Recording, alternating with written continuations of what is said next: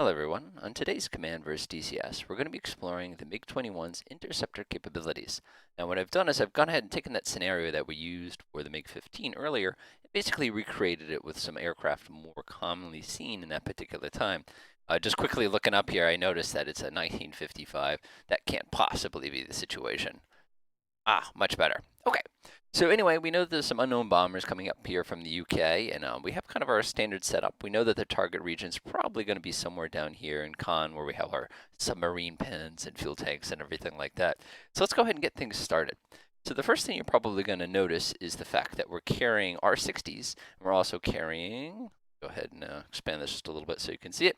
We're also carrying R13Ms. In DCS, we have the ability to carry the R60s, but we also have the ability to carry the R3Rs, which we're actually going to trade out once these two aircraft get in the air. Let's go ahead and launch those guys as a group, speed up time. They should be airborne in just a moment.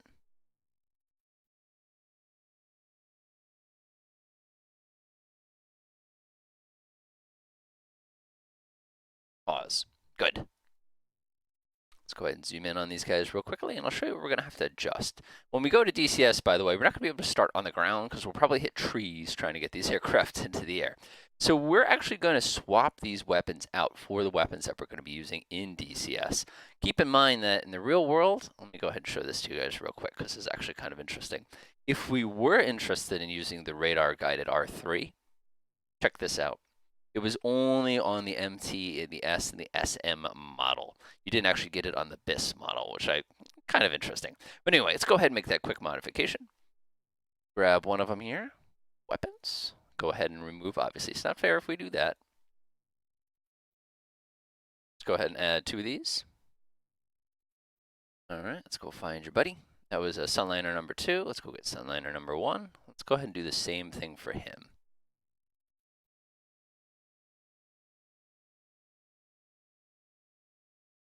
We are all set.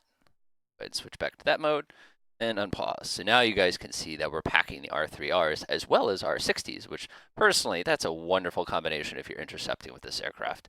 Let's go ahead and order them to attack those guys. Speed up time a little bit. Let's see if we can get a little bit of information about our target here. So our target here is moving 450 knots. That's pretty quick, Mach 0.78. So it's probably turbofan powered. Next thing we notice is it's at 38,000 feet, which is actually really, really high. And that's going to give us a little bit of trouble, especially in DCS. So our two interceptors are definitely on their way right now. And if I had to predict, I'd say we'll probably get about half the B-52s, and we'll probably lose one MiG-21 to the tail gun on one of the B-52s. Let's go ahead and speed up time here. Let's go ahead and tell them to flip on their radar. The radar on the MiG-21 is more of a ranging radar than it is like a search radar, like you think of like on an F5 or something like that. It's not terrible, especially in DCS, but of course in DCS, as you're probably well aware, if you have to aim down with this thing, you're going to instantaneously lose whatever luck you're trying to get. So in our particular situation, when we're flying this in a minute, is we're going to have to go ahead and make sure we come from underneath the targets. Otherwise, we're just going to lose them, even though the ground returns are, way over here in England. So it's kind of interesting how that works out. So anyway, here comes our intercept. Speed up time just a little bit. So they're in range of the R60s. The R60s is, are infrared guided, but they tend to be tail chasers. So he's going to have to get within range of the R3s. There he goes. So the R3s are on their way. It looks like they're concentrating on this little guy in the end. And looks like they fired another one off at him. Excellent. I'm actually going to go to my doctrine rules of engagement real quickly. Get this out of the way so you can watch the fireworks. And I'm going to make sure that my weapon state allows them to use air-to-air guns. That was interesting. We've already lost one MiG-21. He got nailed by the tail gun. Anybody who's played Falcon probably has been shot down a few times by the tail gun on one of those. No, he's wounded. He's not dead. Nope, these are probably R60s. No, R3Rs. Interesting. I don't know that I'd ever fire that weapon at somebody's tail. Let's see what happens here. So they're just kind of sort of spraying them around. And all the B-52s are still functioning. I think that one on the left actually got wounded, I should say, to the top got wounded. That going got hit as well. He'll probably turn back. That one also got hit. And he must have broken up because his engines had failed or something like that.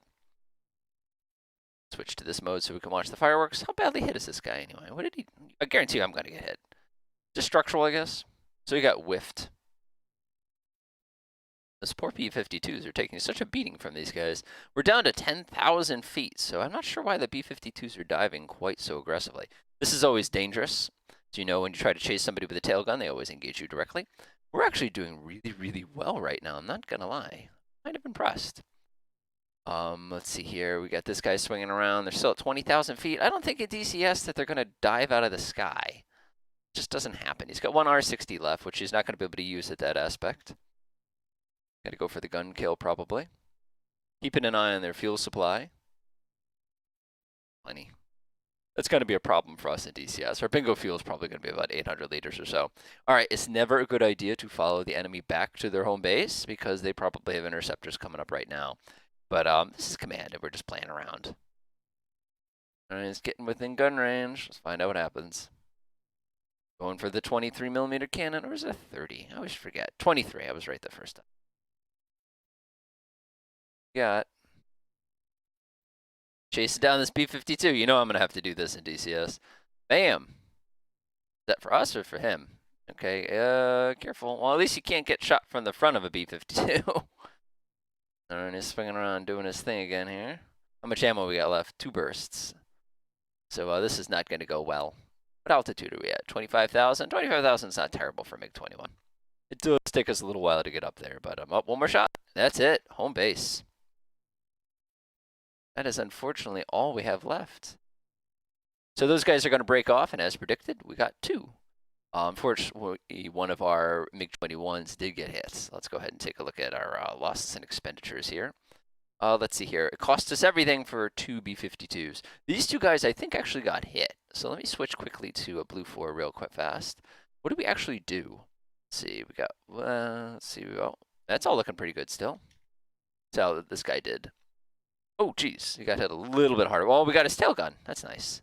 Let's see his high-frequency radio, and we knocked 2 of the engines, and actually they're probably belching black smoke. So the mission was accomplished. We denied them the ability to engage our ground targets, but we didn't get them all. Find out what happens in DCS. All right, we're over here in DCS, flying over beautiful Normandy on this nice early morning. Originally, when I did this mission, I actually took off from the ground, but my teammate kept slamming into trees, so I realized it's just not going to work, so we pretended that we've already gotten airborne. So anyway, just like we had over in command, we're going to try to find those B-52, engage them quickly and easily. We're carrying the exact loadout that we pre-programmed here. A couple R60s, and we have an R3R on both sides, as you probably can observe. We're not going to use our radar until we get a lot closer to the target area. So anyway, let's go ahead and unpause. Let's get going to intercept speed. Now this thing climbs best at about 600, give or take. Get that nose up just a little bit. Go. Let's see if we can match that pretty effectively. Not going to engage my radar until we get a lot closer. So it looks like we need to go at a heading of 8 for 240 kilometers. It's not going to take us very long to get there. Flip this sucker over to, it's going to be about 8, right? Alright, let that nose come down just a teeny tiny bit. We just need to come to our right just a little bit. Now we are on our way. Now, the MiG-21 is probably one of my favorite aircraft of DCS. It isn't my favorite, but it's definitely probably top 3. Also, I've got to see this thing in the real world and read its history, and I got a big, like a 600-page book by F. Gordon, which I'm sure you can track down, hopefully. And it's an amazing, amazing example of, you know, we need something that can kind of do this and kind of do that, all wrapped into a single package, and it's just really, really, really, really cool. One of the things that I really enjoy about this plane is the fact that it was designed as kind of a point interceptor, which basically means if the targets are getting close to the airport, it's basically a guided missile is what it is. And it does a pretty darn good job of it, in my opinion. So anyway, let's go ahead and get everything ready for us. We're going to go ahead and engage our cannon there and get a little pyrotechnic charge. Slam the muzzle in the correct spot, not the muzzle. The firing pin, no, the bolt. You know what I mean. I'm going to go ahead and flip my radar over here. I should say my master control panel right to SAR mode. I'm going to make sure we're on launching mode, which we are, and we'll make sure we're on automatic. Go ahead and set the default range, which I guarantee you for us is going to be pretty darn far when we actually do get to the target area. And we're just going to basically continue to climb like this. Now, as you probably know, the engine on this particular aircraft is very, very vulnerable to any sort of sudden movement or anything like that. It reminds me of a jet engine from a much, much earlier time. For those guys who played IL-2 1946, you know, you cut the power too quick and things dies on you. So you have to kind of be ginger with it, but kind of watch what you're doing is usually what I tell people. To our right, just a teeny tiny bit more. Keeping it on our fuel. In just a minute, yeah, the middle fuel tank is already completely out. Doesn't surprise me in the slightest. Let's go ahead and get rid of that. Alright, that's that. We're left just a teeny tiny bit. What do we got for an altitude at the moment? We're up on 7,000 meters. A couple other things. I must have shot this thing down like 1,100 times in a Falcon. There's just so many of these things around the world. It's just amazing. There's actually some modern versions of this particular aircraft as well that are actually really, really, really effective. You know, they have brand new avionics, and GPS, and GLONASS, and everything like that. And they can pack, you know, modern weapons. You just imagine firing an R-77 off of this thing. That would just be insane. Alrighty, here we're just about to break the speed of sound, which means you're going to start getting all sorts of funky speed readings, as you'll see. Back there somewhere, I guess. Not seeing any evidence of our targets yet, but we're going to have to level off and kind of race. Now remember, we need to be under our targets. So if our targets are at about, what do we say, 38,000 feet divided by 3, we need to be about 12,000 meters is roughly what it's going to come out to be. Go ahead and get a little bit of information here.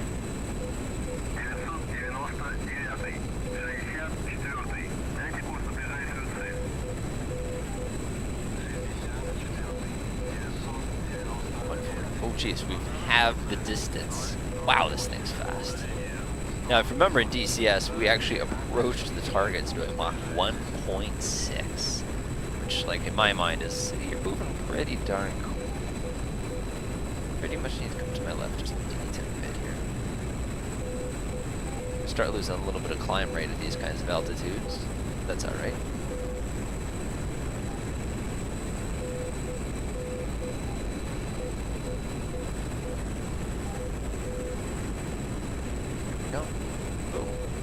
Hey, you need to go up still.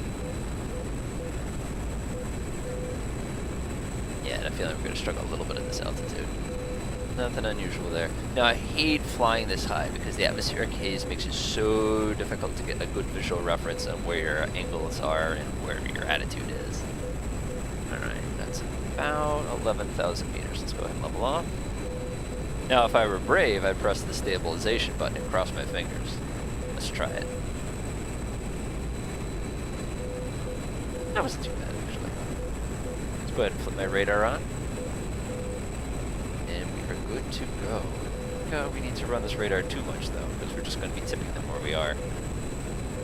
Alright, stabilization's doing its thing. We need to build up a little bit of speed. We're now approaching them at Mach 1.2. We do not want to flame out, though, so I'm actually going to reduce my engine to normal power.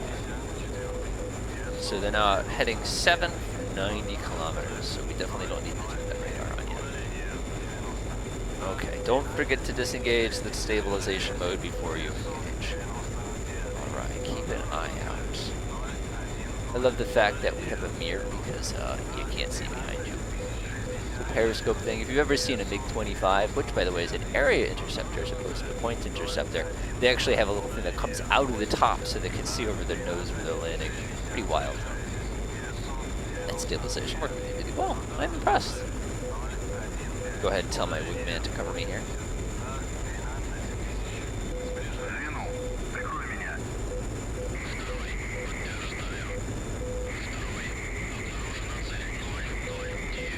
Give 009 for 90.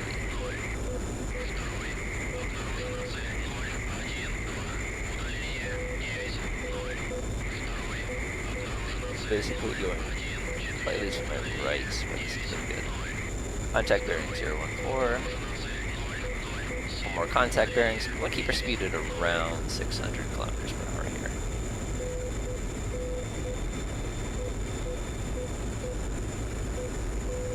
Go ahead and take a look at some AWACS one more time. Let's do a GCI.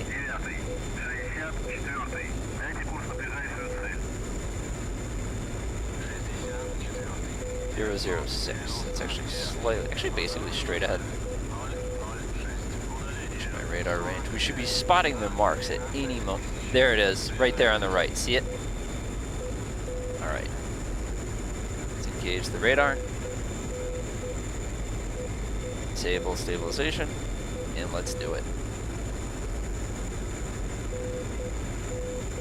All right, this guy's gonna be our first victim. We're gonna have to fire 2 individual weapons. We can't just fire 1. It's not gonna be enough for a kill. There they are. Make sure we activate jamming. Not jamming for us, but blocking their jamming, because it's gonna be extremely aggressive. Flight, engage bandits, engage offensive. Almost in range. Here we go. Flight, assist me, engage my targets.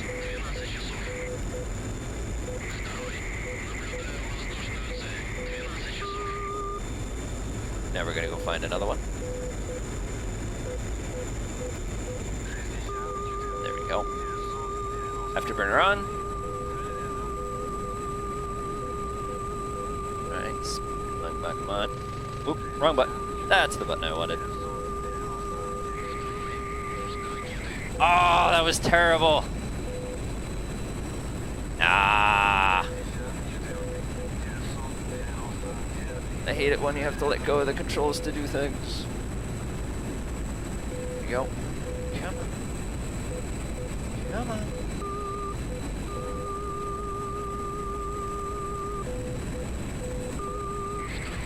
Come on. At least get this one on this flip side here. I always think it's fun when you launch these R60s and they go right for the sun instead of the target you're aiming for. Easy. Easy. Oh, this guy's gonna be... Oh, watch out for his tail gun, though. So in order to fire these, they're not like the kinds where you can just kind of go like this and then fire it. You have to actually have it fairly much in front of you in order to actually get the shot off. See, this is probably why that other guy got shot down. Come on. Come on. We're going over the speed of sound here. We're having a heck of a time catching up with this guy. Watch for his teammates. Careful, almost there. I don't think he's got a tail gun. Poor guy.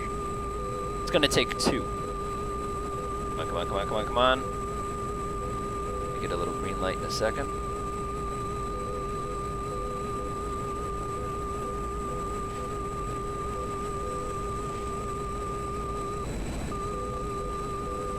See how that goes. Get ready for a gunshot if we need it.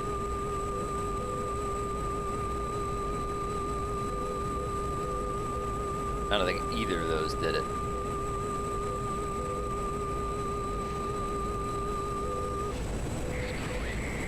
Come on. That did it. Let's go find his buddy. There it is, right there. Guess we're down to guns now.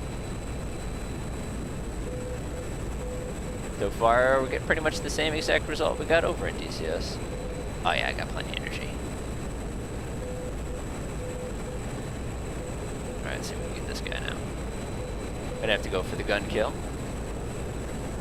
Which is fine. You're wondering why I activated the passive block is because if they are going to start jamming us, you have to use passive interferes on the radar, otherwise it just comes up like spaghetti. Alright, so this is going to be a tough shot. My teammates up to. Let's see, am I totally out of missiles though? What? Oh yeah. I was way closer to my target than I thought I was. I was really sloppy.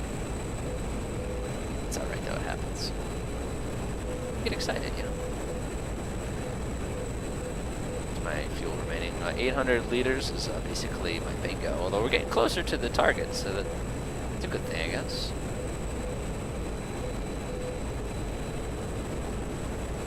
Zoom in just a teeny tiny bit here.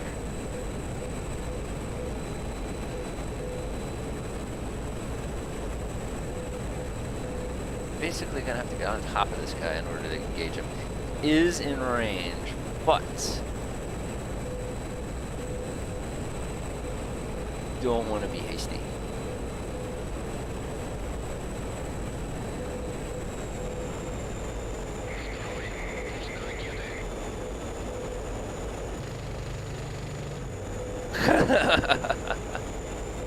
Guess not. That probably scared the crap out of him.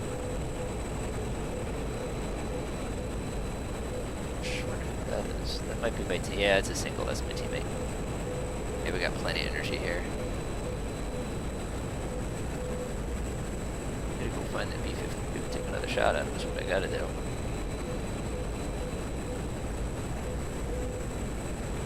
Hey guys, right behind me. Airspeed, plenty. Keep in mind when you go at these speeds, you tend to have issues with your pitot system. It tends to not work. Is it again? I don't think we're going to get a trick shot across his nose, but we'll certainly try. Nah, he's pulling into me too much. Looks like my teammate's working with him too. I wonder where his buddy went. Yeah, he's turning away.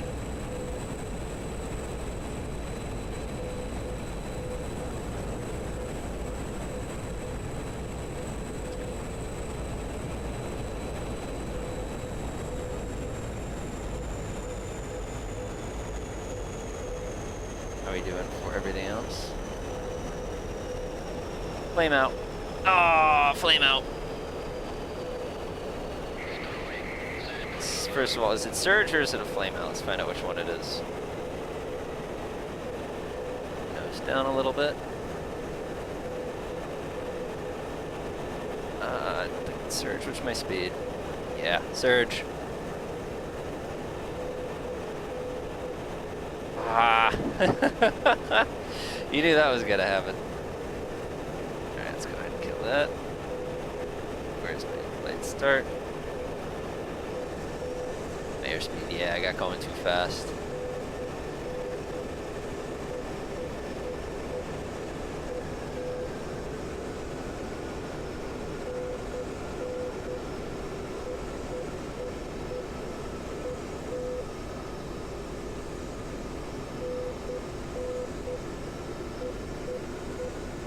Come on.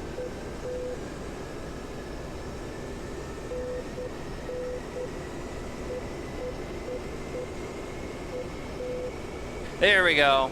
Thank you. Okay, let's see what's going on here. So I think that's my teammate. I think that's me. Let's see what's left.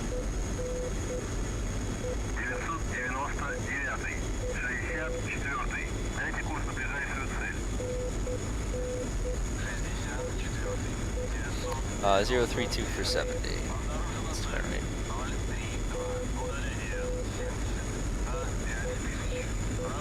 Ah, got no energy left.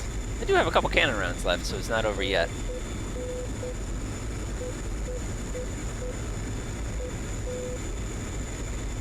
I feel like I'm not gonna have enough fuel.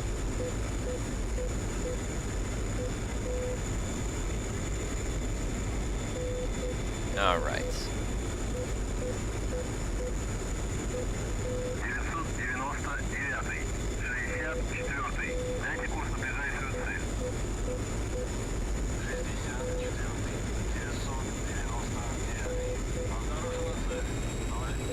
Let's do it. So I guess the lesson there is be careful with the engine. I'm sure my maintenance people are going to kill me when I get back down to the ground. Like I said, as long as I have some cannon rounds, this fight ain't over yet. Bigger problem is, I'm almost at bingo. Gonna hit bingo in just a moment.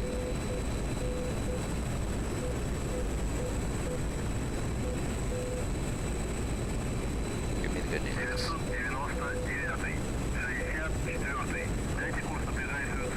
Probably gonna get one firing pass across his nose and then head out. 028 for 60.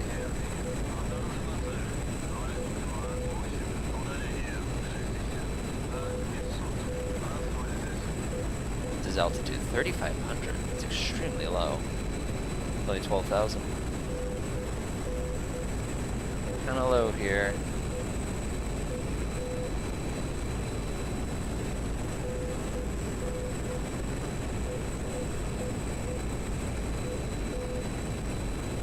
I'm sure it's easier to see things in this game. I'm not gonna lie. That's been biting me almost this entire series. And that's it. I don't have enough fuel to engage. All right, so I guess what we're gonna have to do is end it right here. Unfortunately, we were not able to get the last two. We'll have to see how we actually did in just a second. All right, let's see what happens. So we had an interesting flame out because we got a little too fast. Probably some surge. It looks like I got 2. I'll take it. No, it looks like I got 0, even though clearly I got them. And like I said, kind of an interesting engagement there. Definitely an interesting engagement. How many actually crashed, I wonder? So 2 crashed, and I definitely hit them. Okay, so in this case, DCS and Command both basically acknowledged each other, which doesn't happen as often as I'd like, but like I said, it's kind of neat. If I was a little bit more patient with the Intercept, I probably could have come around the back and engaged them a little more directly and been a little more effective. But at the same token, it's still pretty cool to see. Enjoy.